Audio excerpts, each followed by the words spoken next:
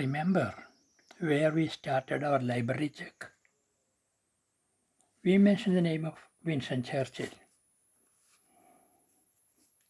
And instead of going to the book directly, we were going to his history. Here is an excerpt from his history. As a cavalry officer in the years 1895 and 1899, 4 years. As a subaltern or second lieutenant of a cavalry regiment at Aldershot and later at Hounslow Barracks. Churchill's two lifelong passions, the one for fine clothes, the other for horses, were fully satisfied. He loved dressing up, and the hussar's full dress uniform consisted of dark blue, red striped trousers, a tunic decorated with much gold braid, a dress sword, and a magnificent bearskin with a tall waving plume. The young officers spent hours on horseback. At the riding school, Churchill had to ride and jump bareback, often with his hands clasped behind his back. It was a hard training, and he had many faults, but it stood him in good stead later. Also, with the other officers and men, he frequently took part in cavalry drill and parades. There's a thrill and charm of its own in the glittering jingle of a cavalry squadron maneuvering at the trot. And this deepens into a joyous excitement when the same evolutions are performed at the gallop. Polo was the ruling passion of the young officers, and when the 4th Hussars went to Bangalore in southern India, this most skilled of all mounted games became their chief pursuit in life. Churchill was one of the keenest and best players in his regiment. Though his shoulder, which he had dislocated when disembarking at Bombay, gave him frequent trouble. But it did not stop him playing. Just before he left the army, he played in the final match of the interregimental polo tournament with his elbow strapped to his side and scored 3 of the winning goals. Any British officer who had the good fortune to be stationed in South India during Queen Victoria's reign lived the life of a prince, waited on by Indian servants. The cool mornings were spent at drill or on regimental duties, the hot afternoons asleep, and the evenings at polo, followed by dinner in the mess and card games. Every cavalry officer was expected to provide and maintain his own charger, a couple of hunters, and half a dozen polo ponies. As a subaltern's pay was only 14 shillings a day, every officer had to have a large private income to enable him to keep up this expensive way of life. Churchill's allowance of £500 a year from his mother was barely enough. What's more, he did not, like most of the other young men, enjoy the idleness of service in India. Instead of sleeping through the 5 or 6 hours of afternoon siesta, he read book after book on history and philosophy.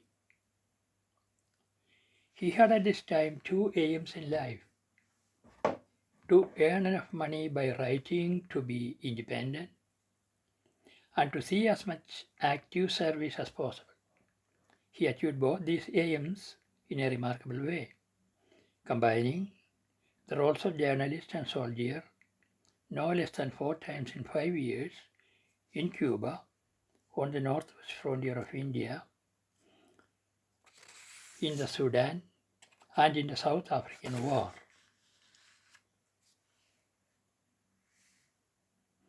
Active service. About a year before sailing for India with his regiment, he had spent a long leave attached to the Spanish mobile force which was operating in the hills and forests of Cuba against the elusive native rebels. His dispatches on the campaign had been printed in the Daily Graphic, and he had been under fire for the first time on his 21st birthday. In Cuba, he had also developed a lifelong taste for Havana cigars. 2 years later, fighting flared up on the northwest frontier of India, a well-known trouble spot of the empire. Churchill was on leave in England at the time, but at once rushed back to India to join the Malaccan field force that had set out to quell the rebellious tribesmen. He took part in the fierce hand-to-hand skirmishing in the Mahmud Valley, wrote for the Allahabad Pioneer and the Daily Telegraph, and later turned his experience into his first very successful book, The Story of the Malaccan Field Force. 1 year passed, and Churchill was again in a battle, this time in the Sudan. The country has been vividly described by Churchill himself in the book he wrote on returning from the campaign, The River War. Level plains of smooth sand are interrupted only by occasional peaks of rock, black, stark, and shapeless. Rainless storms dance tirelessly over the hot, crisp surface of the ground. The earth burns with the quenchless thirst of ages, and a steel blue sky, scarcely a cloud, obstructs the unrelenting triumph of the sun. Through the desert flows the river, a thread of blue silk drawn across an enormous brown drugget. All the world blazes, but here is a shade. The deserts are hot, but the Nile is cool. The land is parched, but here is abundant water. Next, we will go to his next title, The Mahdi. That's for the next episode.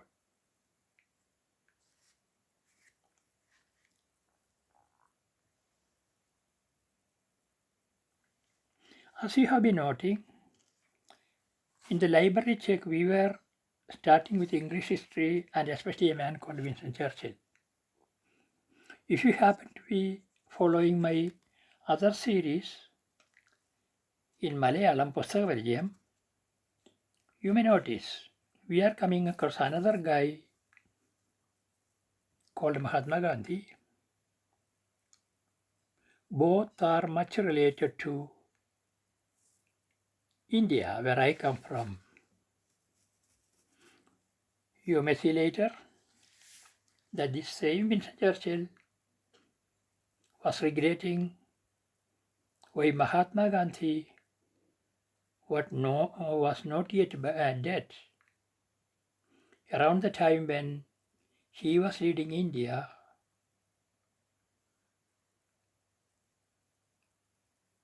to the liberation of India, asking them to quit India and to talk the whole world, British Empire, down to earth in a few decades, which will institute a new way of life all over the world called democracy. We will stop here today. Thank you.